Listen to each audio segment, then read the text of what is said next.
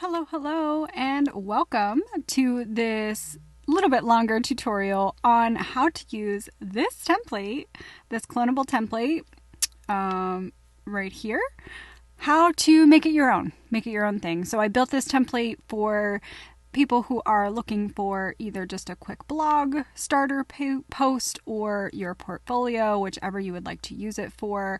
Just a real quick one-pager that can very quickly be adapted. I added in a couple of fun animations for you, and of course the background color animations. And if you're ready, let's go! So now we have the clonable page open. The first thing we want to do before we jump right in and get designing is hop on over to our project settings. So once we come over to the project settings, the first thing I want everyone to do is rename whatever they want this to be and rename the subdomain if you don't want it to be the same as the name. That will get you all set up for success when you go to hit publish. The favicons, again, you're going to want to change these out unless you want mine. Webflow is great telling you what to do. So that's the first thing that you should do. Then you can jump back over to the designer, and I'll give you a quick rundown here of where to start. So, highlights. First and foremost, as you know, if you have watched any of my videos before, if not, you'll see it in every single one of my videos. Always go to the style guide first. This will set you up for success, saves you a ton of time. I did a full video on how to make a style guide if you don't have one and how to edit it. So this site has a style guide. I highly recommend you come in here, swap out colors for some of the symbols, make sure your font is appropriate, and customize your buttons so that you are all ready to go.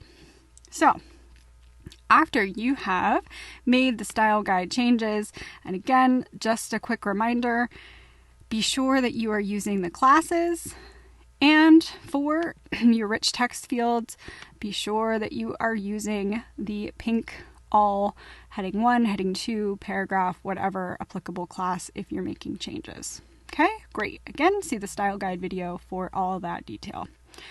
Once you've got your style guide all set up, I recommend you hop over to the 404 page, otherwise known as the oops, this page doesn't exist or link doesn't exist. This, the headings and button will be already formatted if you've just done your style guide. The only thing you would want to do here is swap out this background image if you don't like it. For all of the background images, you just need to scroll down a little bit and come to backgrounds. I put a gradient on here, but you can swap out to an image, change your gradient colors, make it a radial gradient, or have a solid color. Perfect. So, style guide 404 done. Password was under project settings. I'm not going to cover that today. Webflow has some great tutorials though if you do want to go over that. The CMS collection pages, we're going to go over pretty briefly. Webflow has some great tutorials on CMS and in-depth behind CMS that I highly recommend if you are not familiar with, you watch before diving into this template. Categories template is just a placeholder template that's not going to be anything visible to site visitors, so you don't need to worry about that. And the blog post template is already set up for you. Our homepage has a few symbols on it, and symbols are noted by this little green box here. They can be found in the symbols tab. This is where you can edit them. You can also edit them right in the template themselves. So I've done one for the navigation bar, the line, which if you update it in the style guide is already matching your brand colors. And then I have just a little bit of a spacer in here. I find that's easiest for new users until you're comfortable with padding margins to just put some space in there. We've got the contact link and the basic footer text, as well as this to top link, which I see I put 2 Ks in. So let's change that right now. There we go. Should be fixed for you. Let's publish that. So that is this little link here, which will help your users get back to the top of the site. All right, perfect. So starting at the top, You can edit this two ways. You can double click or click the little pen, pencil, whatever you have. I made this very simple for things to be swapped in and out. So in the navigation menu, you have your links, which are under this drop down that we'll go over. And then you have this, what we call brand link. This is where your logo image lives. If you don't have a logo, no problem. You can simply add in a little bit of text. So you can just do a text block since this is already a link and just put that right above. Yeah, that's all you really need to do. And you can give yourself a name. If you're just going by your name, just do that and then delete out your logo image and you're set. Okay, so that's how to swap that out. For the menu, this is already set up for you, but if you decide you want to change it, come on over here and open your menu up. If you don't like these titles, or if you're using this for a portfolio instead of a blog, here's where you would make those changes. You can just title this blog. If this is a newsletter instead of a contact, the same thing. You get the idea. You don't need to worry about these. I'll show you how to change those corresponding sections. To close the menu button, just click on this button again and hit the open menu. Easy. So, now that you're ready to go with your main content, this will go very smoothly for you if you know what you want to put on your website. I highly, highly recommend that you use a Word document, a Google Sheet, pen and paper, whatever works best for you and is your preferred method, but go through and really figure out what you want your web page to say before you start playing around in here. Two reasons for that. One, it's good to have a copy of it and helps you kind of work out things. And two, it can become very frustrating if you are working on a site and updating things and then you don't really like how the content looks. I think that's a big mistake I see with a lot of folks that are DIYing their site. They don't really know what content they would have put on there and they just dive right in and start swapping out images. So be sure that you have a font in mind, your font color or brand colors, and the content, including images that you want before you go into designing. If you have all that at the ready, the rest of this should be very easy for you. So essentially this top part is your 6-second grab for your web page visitors. It should be very clear why they're here. If this is your portfolio, you'd probably want your name here. Maybe you want to add in another heading or paragraph text that quickly lets people know what you're doing and what you're all about. Perhaps you want your logo here, or maybe this is just a block of text. Whatever you choose to use this section for, the important thing is to remember that this is the 6-second window everyone refers to when you have website visitors. You want to be sure that it's clear when we're landing on this web page who you are, what this site is all about, and why I should continue to visit it. Okay? So pictures work the same across the site. All you need to do is hit this little gear icon. You can also do that if you're on the image and you are in the paintbrush. You can hit the gear icon over here too, replace image. Remember to always fill in your alt text and always use images that are license free or not copyrighted. You want to be sure that you're representing your own work. Okay, the alt text is very important for two reasons. One, it's design inclusive and ensures accessibility. And two, it helps you rank better with your Google searches or whatever web browser you are using. So that's the main section here. The other thing that each of these sections has, if you remember, there's this nice kind of background overlay gradient. So that is different in each section, and I have them set out for you here. Don't worry, the classes are all unique, so if you change one, it will not change them all. But all you need to do is in that section to change, if you want to have a cool picture, whatever you want, you would just pick under backgrounds. So you're under the scroll image. And then again, want to swap out if you want a picture, you want to change this gradient or have a solid colored background. Just be sure that you are utilizing your preview button For instance, if you made this a very dark background, you would want to update your style guide to ensure that your text can still be readable. Very important that you want your site to be readable. Okay, so you can set those images up from the start if that's easier for you. Again, they are in each of their own classes, so you don't need to worry about one replacing all of them.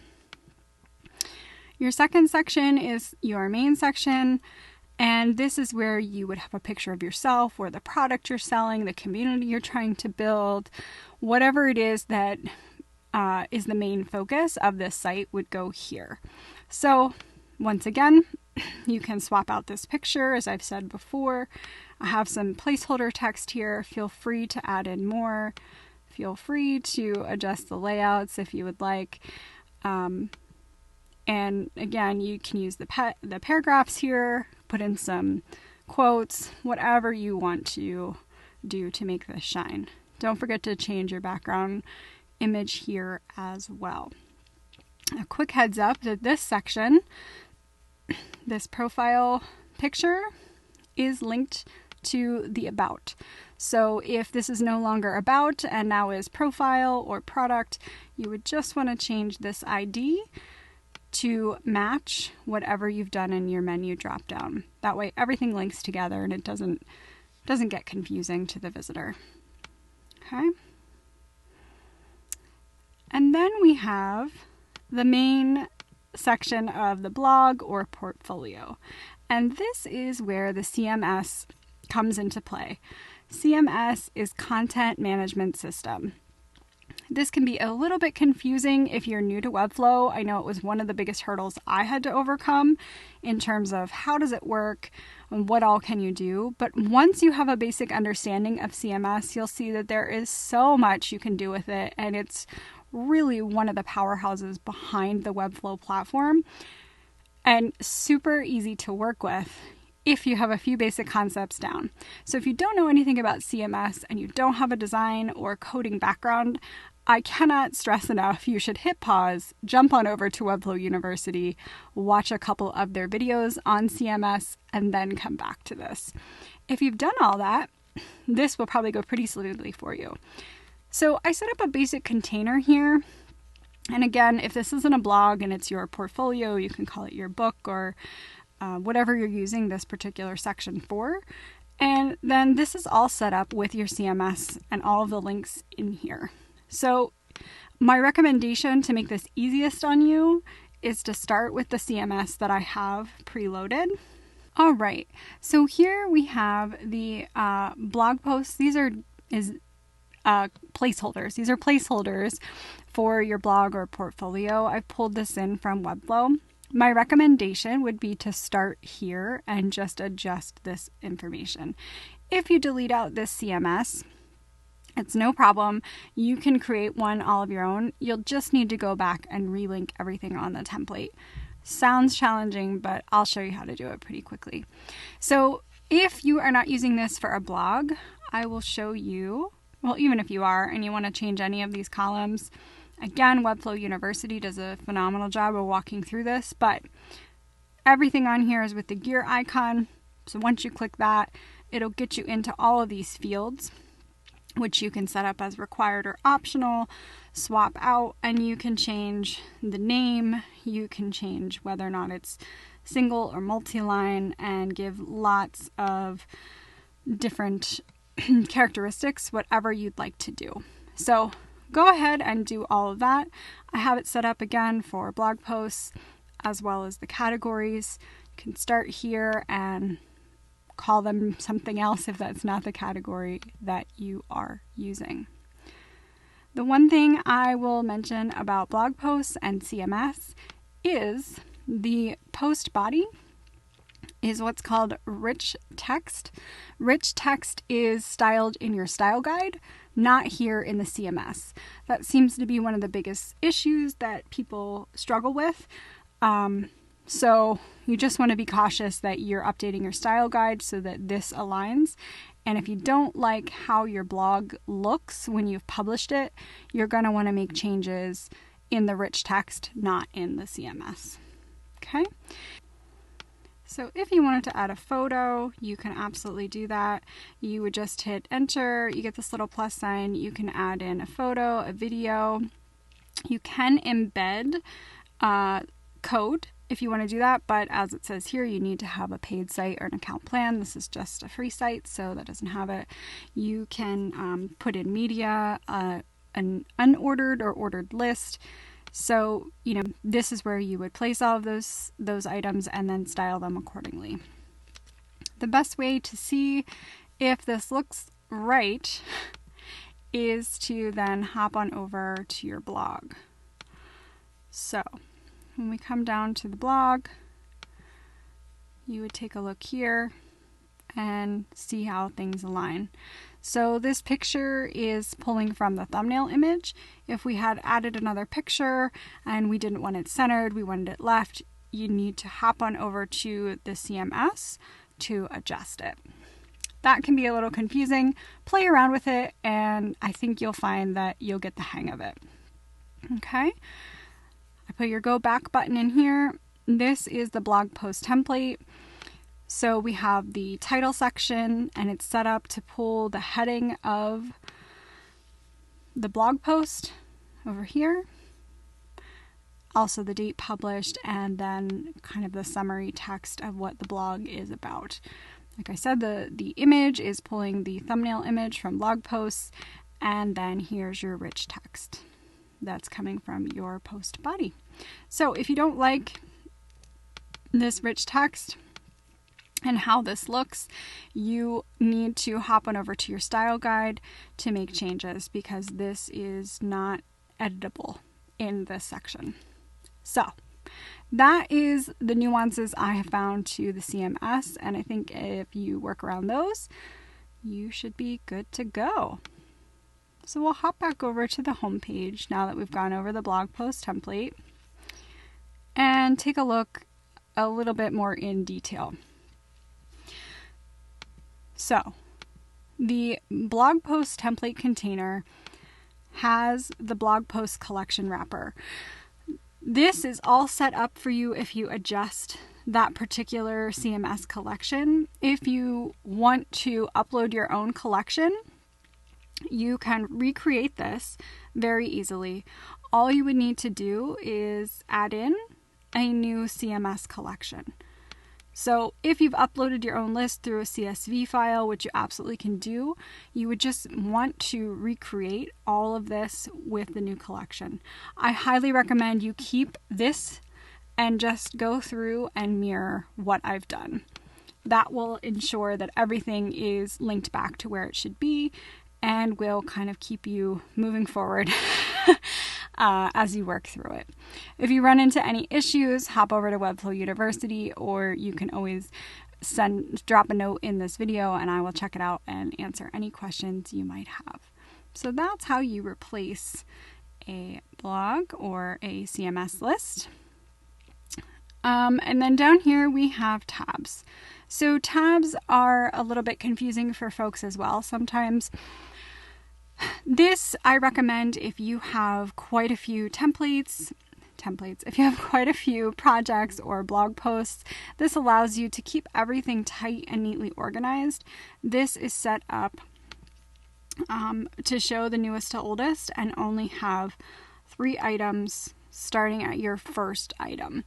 So again, if you have, hundreds of blog posts that you're pulling in, you can set this up to limit it to 100 is the default, and we'll start at 1. So you can show as many as you want. You can start in the middle. It's really up to you. And then as is the sort order, however you like to sort your materials is totally fine. But if you have a ton of blog posts and you want to keep your site to one page, I recommend the tabs menu. This allows you easily to have a lot of blog posts, but keep them condensed for your visitor so that they're only digging around if they want to. The other thing you could do is make this just featured blog posts and then have these all be unique here. These again are connected to the CMS. So as you can see, I have pulled in the blog post CMS collection grid to each of these. and filtered the category based on what these blocks are. So as you change the categories in your blog post collection, you're also going to need to change them 2 places in the tabs menu. Here as a text block, which you can do right here, and then here in the tabs content. You can definitely add or delete these, just copy and paste. This is a grid. Grids are pretty dynamic. Again, if you have questions on grids, check out the Webflow University videos for those. But I tried to make it as easy as possible and as expandable as possible. If the tabs menu is not something that you're interested right now, there's a couple of options. You can always hide it if you want to keep it for later, or if you're not interested in it at all, just hit delete and show all of your blog posts here. There's no right or wrong. It's just whatever you would like to do. All right. So that is the nuanced blog/portfolio section. And then lastly, here at the bottom, we have either a contact form or a newsletter. You can use them for either. If you want to swap this out and put in your MailChimp or other newsletter service, you can definitely do that. Webflow has great videos on that as well. This is their standard form. If you don't want this contact form and you want a button, you can just add in an email button, delete this out. I can show you how to quickly add in a button instead if you want just email me. So the first thing you want to do is drop in a div block. And then you want to drop in a button. You want to be sure that your button has your button class. And you can call it email me. See how quickly things go if you style correctly. Then when you're on the div block, to get this centered, you're going to want to hit flex and center. There you go. And then you can delete out this contact form and now you're all set. The bottom footer is your social media links. These again are all set up for you. Just delete out whatever ones don't apply. Be sure that you are checking the links and using your gear to ensure you're linking them to the proper field. All of them are set at the base site except for the RSS feed because that is individualized. So go ahead and use what you need, delete what you don't. If you don't want them, get rid of them completely. And then add in your copyright information at the bottom. And there you have your very first Webflow website. When that's all done, I highly recommend you use your preview button and jump through each one of the sizes here to ensure that everything stayed aligned as you made your changes. If you need to make any changes at all, remember that these cascade down the CSS. So if it's only showing up oddly on your tablet or phone, you can jump into just those particular devices, and that way it'll only be adjusted on those devices. So for example, if you didn't want this header to be as large, you can come down here and have this be 32 and 42, right? And so that's not affecting your other sizes. Okay?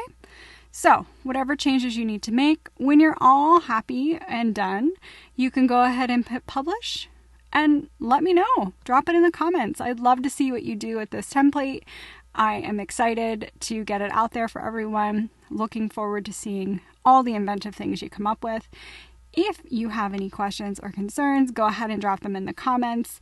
If you enjoyed this, please don't forget to subscribe and give the good old thumbs up. And until next time, have a good one.